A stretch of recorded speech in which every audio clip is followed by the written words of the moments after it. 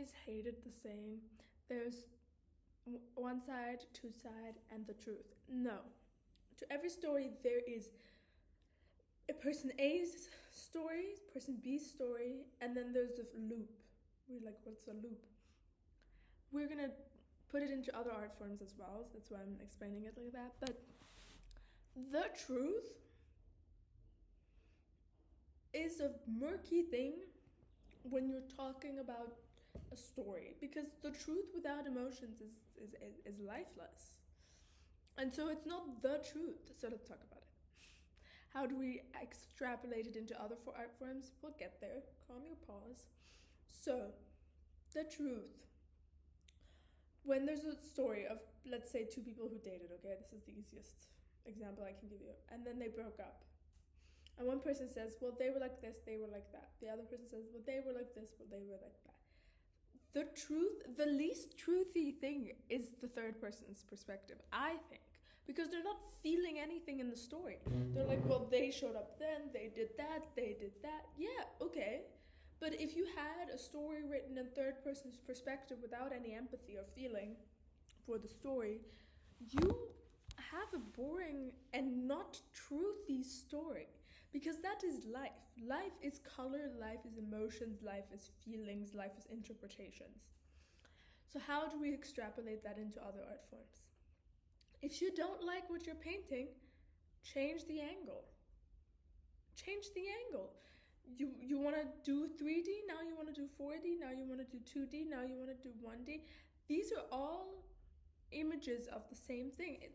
This is the unfortunate part about this story, is like when you see a bad picture of yourself, it's not you, but it's you. Like you might not look like that, but it's still a picture of you, which is very unfortunate. I know I have had some really bad pictures taken, and one of my yearbook pictures was with me with this afro, but like not a well kept one. It was just like embarrassing. Anyways, so that's how stories go, and that's how you tell a story. Is you let people be human. I think in the time of ChatGPT and AI, which are great tools, the best thing you could do with your art is make it be human and make it be utterly flawed, but not in the sense of like, I'm going to make this bad, I'm going to make this bad, but in the sense of you're going to make it human. And I've always hated the saying, I have my own personal picadillo with the saying, there's both sides to the story and then there's the truth, because I think the truth in a story, like if you're writing a story, the truth is just actions, but that's not life. That's not life. There's so many things that don't matter without the context. You see someone at a bar kissing someone. Neutral event. This is your ex. Not neutral event. This is someone you know is in a relationship with your best friend. Horrible event. But the truth of what's happening is staying the same. But you are changing. The artist is changing. That's why we're never going to run out of art and inspiration, is because all those three people, that one person that is you hypothetically could be three people, and they can all write the same story and have a different perception. That's why I love the, not saying, but I've noticed this often when I talk to someone and I'm like, have you ever met someone that's nobody else has met? Like, you met them and then you ask people to describe them and then they give such different descriptions and you're like, is that them? Like, yes, it looks like them, photos are matching up, but what? And there's something to be said about two things. People bring out different sides to each other, I absolutely do think so. And how you show up somewhere is also what you're gonna get back. But other one is perception. Someone who's really bold and talks to someone who's really insecure, they're gonna think that one person is maybe mean, and maybe they are, and maybe they were mean to them. And I also think that's an interesting thing about how malleable our personality is depending on who we are with, and how the mask drops and the mask comes on, or this or that. The personality that one puts on and thinks is favorable versus the personality that might be within them.